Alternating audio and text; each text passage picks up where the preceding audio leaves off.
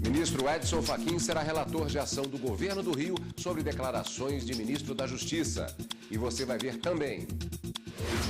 Polícia Rodoviária Federal apreende 12 milhões de reais em caminhão que transportava hortifruti granjeiros na região metropolitana de Curitiba.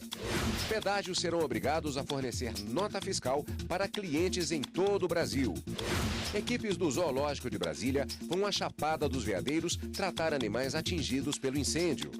Tragédia de Mariana, um dos maiores desastres ambientais do mundo, completa 2 anos neste domingo. Supremo Tribunal Federal e a campanha Novembro Azul, para conscientizar homens a se prevenir do câncer de próstata. Essas e outras notícias agora no Jornal da Justiça.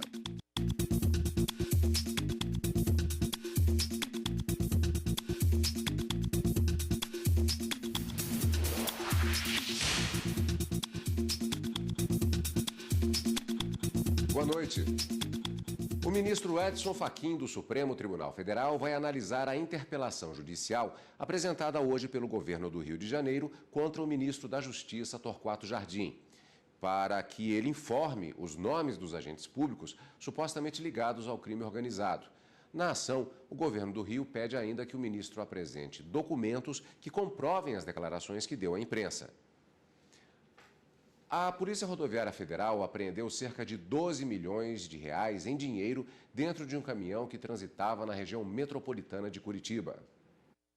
Foi durante uma fiscalização de rotina da Operação Finados na BR-116.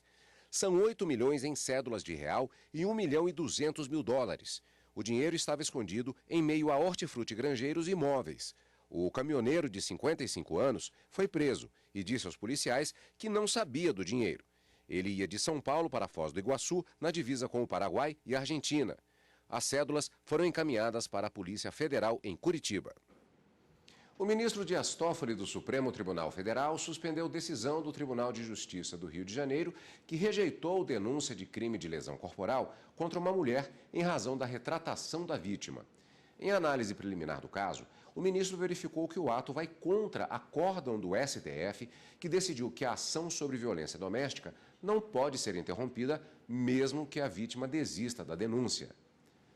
Neste domingo, a tragédia provocada pelo rompimento da barragem de Fundão, em Mariana, completa 2 anos. 19 pessoas morreram. O desastre ambiental é considerado um dos maiores do mundo. O rompimento da barragem de Fundão é considerado uma das maiores tragédias ambientais do mundo. Há 2 anos, o distrito de Bento Rodrigues, em Mariana, se transformou em um verdadeiro mar de lama.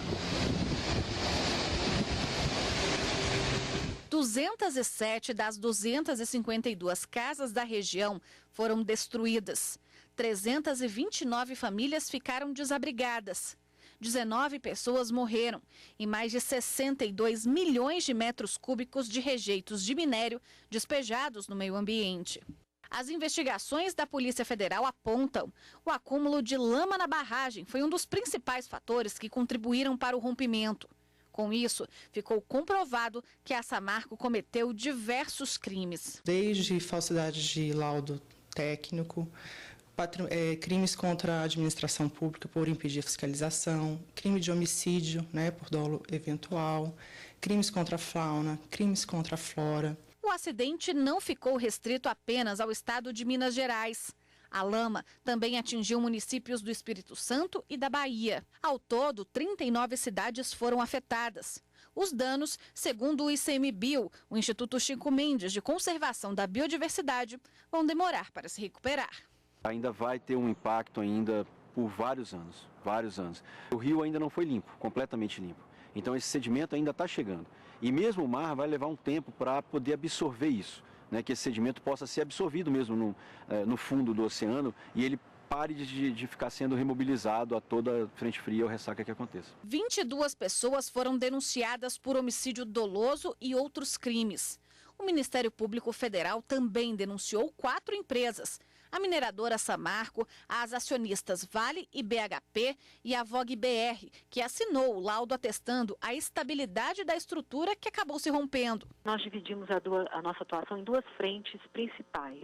uma chamada o eixo socioeconômico, que trata da completa reparação aos atingidos, a reparação socioeconômica, e a outra o eixo socioambiental. Até agora, as multas impostas pelos órgãos de meio ambiente dos governos federal e dos estados afetados não foram pagas. E mais de R$ 1 bilhão em acordos judiciais por danos ambientais e sociais. Segundo a Fundação Renova, entidade criada pela Samarco para reparar os danos provocados pelo rompimento da barragem de Fundão, existem 42 programas para ressarcir pessoas atingidas e ajudar a retomar a atividade econômica dos municípios afetados. Cerca de R$ 500 milhões foram pagos em auxílios financeiros. Mais de 8 mil bolsas assistenciais são distribuídas mensalmente às vítimas. Diante de poucas mudanças, os ambientalistas reforçam o alerta. É preciso mudar a forma de concessão de licenciamento ambiental para evitar novas tragédias. O sistema que existe, ele, de uma maneira geral, para o meio ambiente, para uma questão mais ampla, ele aparentemente é satisfatório. Mas a burocracia, o estamento público que faz com que isso possa ser cumprido, ele é ineficiente. Esse conflito de não haver pessoal preparado nas áreas municipais e estaduais para enfrentar esse assunto na área federal, nós temos. A gente ter descentralizado essa atuação, ele traz uns severos problemas se quem recebeu as atribuições não é capaz de cumprir.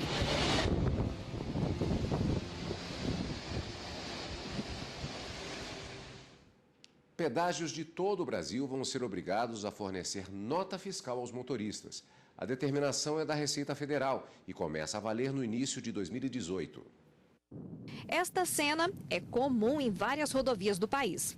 Mas apesar de pagar o pedágio, caso o motorista precisasse ou pedisse a nota fiscal, o documento não era emitido. As concessionárias forneciam apenas um cupom fiscal. Realidade que deve mudar a partir do dia 1º de janeiro de 2018.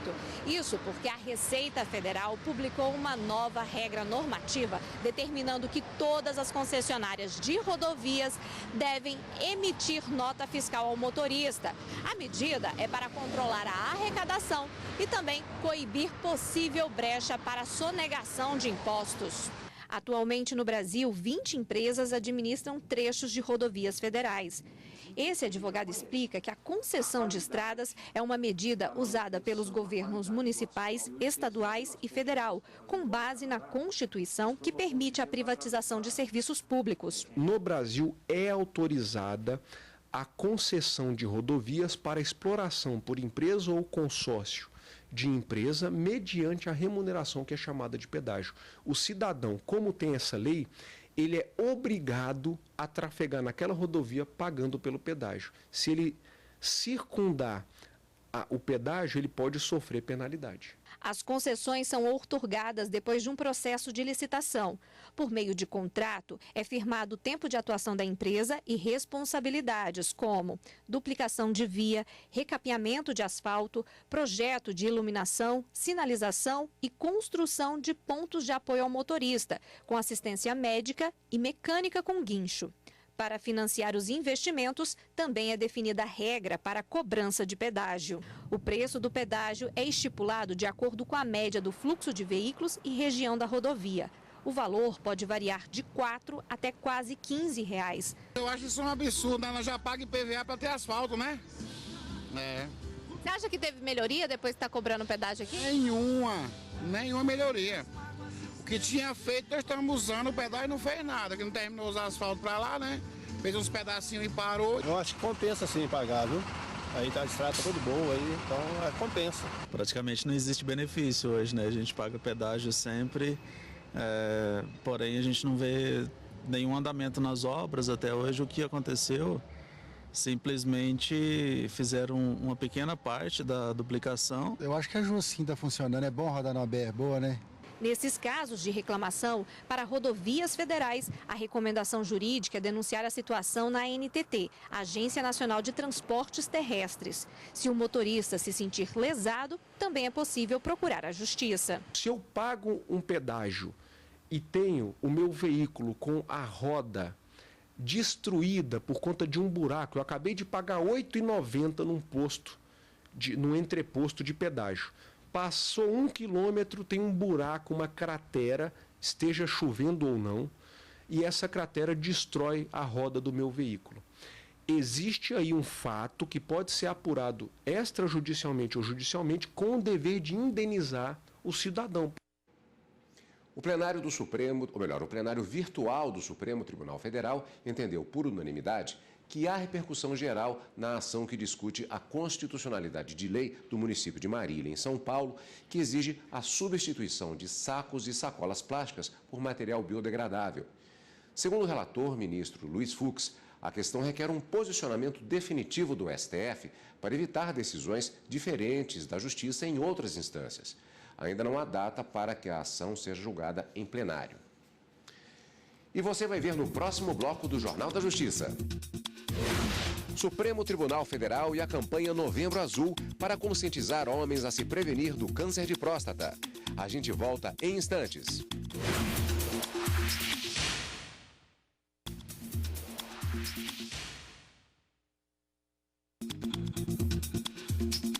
O ministro Edson Fachin, do Supremo Tribunal Federal, rejeitou a tramitação de habeas corpus proposto pela Defensoria Pública do Espírito Santo em favor dos adolescentes da Unidade de Internação Regional Norte, em Linhares. Segundo a Defensoria, os adolescentes deveriam ser soltos, porque a dignidade da pessoa humana é violada na unidade. O relator aplicou jurisprudência do Supremo, segundo a qual é necessária a identificação das pessoas beneficiárias do habeas corpus para que seja viável a concessão. O Tribunal Superior Eleitoral publicou a convocação das audiências públicas para coletar sugestões que vão ajudar a elaborar as instruções das eleições gerais de 2018.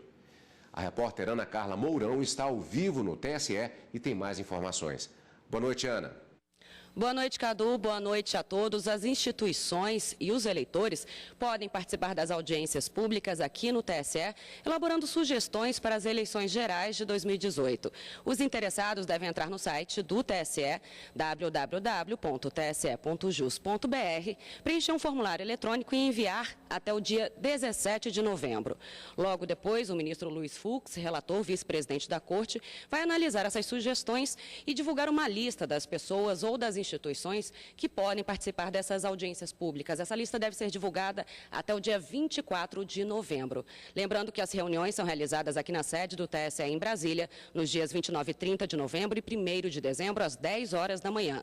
E depois de cada audiência pública, as pessoas devem elaborar a proposta por escrito em até 3 dias depois da reunião e protocolar aqui no TSE, seja por petição eletrônica ou física. Cadu. Obrigado, Ana Carla. Prédios públicos de Brasília ganharam uma iluminação especial este mês. É o Novembro Azul. A campanha da Sociedade Brasileira de Urologia lembra a importância da prevenção ao câncer de próstata, doença que afeta mais homens no mundo e a segunda maior causa de mortes oncológicas. São 3 anos de luta contra o câncer de próstata. Jorge conta que foi diagnosticado aos 59 anos de idade, quando o tumor já estava em estágio avançado.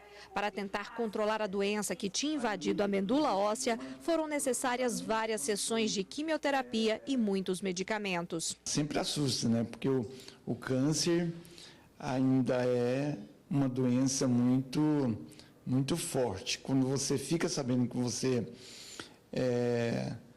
está convivendo com o câncer, aquilo ali abala demais da conta. A cada ano são diagnosticados cerca de 60 mil novos casos, segundo o INCA, Instituto Nacional de Câncer.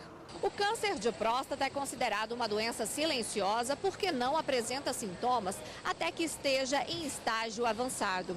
Por conta disso, cerca de 20% dos diagnósticos são tardios, o que diminui as chances de cura.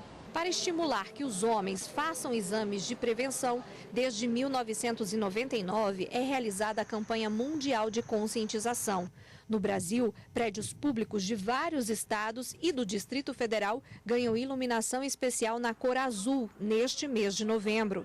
Este médico explica que a prevenção é a única forma de aumentar as chances de cura. Quando você detecta a maioria dos tumores precocemente, você tem uma taxa de cura que supera os 90%. O tratamento do câncer de próstata pode partir desde só um acompanhamento sem tratamento para tumores indolentes, pacientes mais idosos, onde não tem sintomas, quanto pode ser tratado também com cirurgia, aí pode ser tanto cirurgia aberta, como laparoscópica, ou mesmo robótica, que é uma modalidade nova que está surgindo, ou radioterapia.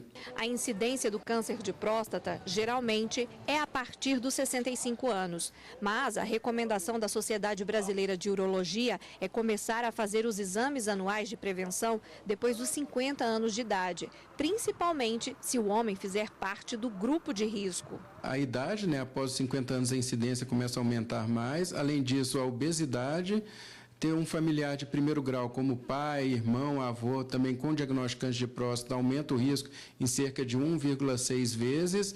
E a raça negra, pois, produz um pouco mais de testosterona, e o câncer de próstata está relacionado também um pouco à produção de testosterona.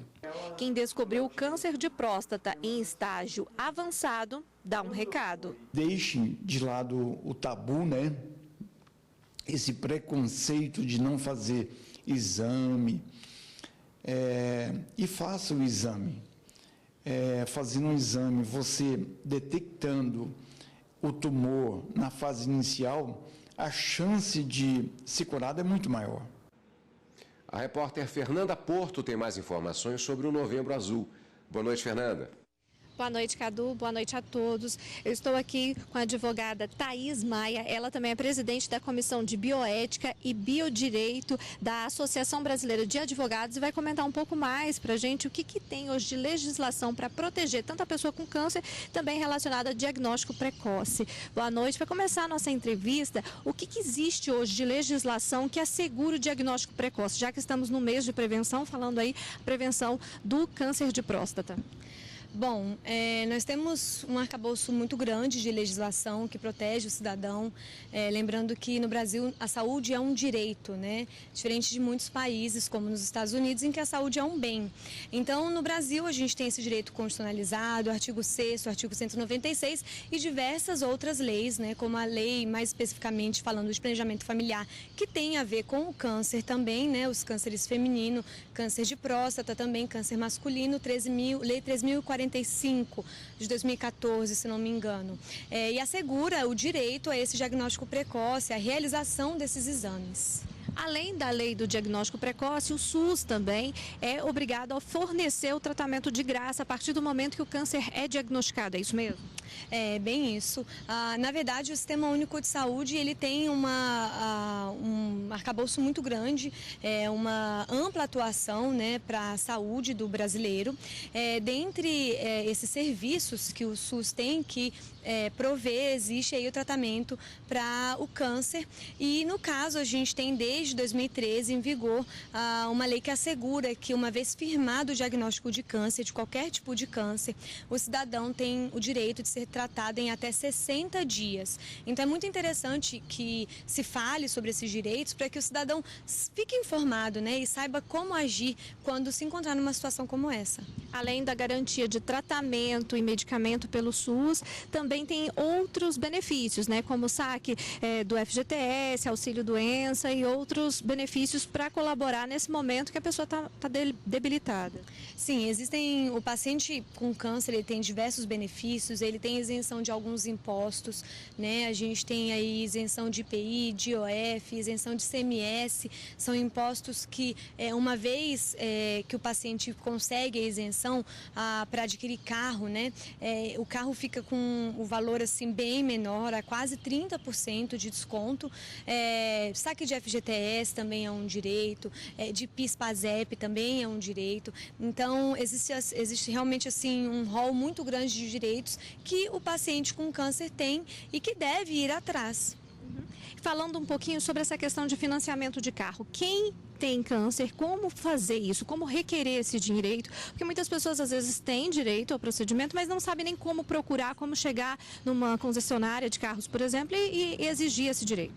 Bom, esse é um direito que chama muita atenção, as pessoas descontam, todo mundo gosta, e se trata de um processo administrativo, então nós temos a Receita Federal, os impostos federais, a pessoa interessada, ela tem que ir até o o órgão, normalmente tem um checklist assim, de documentos que devem ser entregues pela pessoa. Então, você tem que entregar laudo médico, alguns formulários que têm que ser preenchidos. É um processo administrativo, junto à Receita Federal, no caso para IPI e IOF. No caso do ICMS, que já é um imposto estadual, deve ser feito de acordo com cada estado, né? Aqui em Brasília a gente tem a Secretaria de Fazenda do GDF, que fica na 514 ou 513 Norte. Também é um processo administrativo, é um pouco burocrático, mas é simples, não é necessário advogado, é simples, é só você entrar, ver quais são os documentos, entregar os documentos direitinho e aguardar. Às vezes pode demorar alguns meses, né? Normalmente não é rápido, mas a pessoa tem acesso a esse direito. E uma vez com essas isenções, tanto da Receita Federal como da Secretaria de Governo, de Secretaria de Fazenda, a pessoa ela vai até a concessionária e consegue aí fazer a aquisição do carro. Lembrando que também a isenção de imposto do IPVA. A pessoa também tem direito à isenção de IPVA. Então, depois que compra, aí entra de novo com um processinho para pedir a isenção do IPVA. E quem já tem o veículo e quer pedir a isenção do IPVA, caso seja paciente de câncer, é possível? É possível. Da mesma forma, processo administrativo, juntada de documentos e esperar esse processo andar. Tá certo. Obrigada por sua participação. Eu conversei aqui com a advogada Thaís Maia e eu volto com você aí no estúdio. Cadu. Obrigado, Fernanda. Vamos a um rápido intervalo e voltamos a seguir com outras notícias. Equipes do Zoológico de Brasília vão à Chapada dos Veadeiros tratar animais atingidos pelo incêndio. Voltamos já já.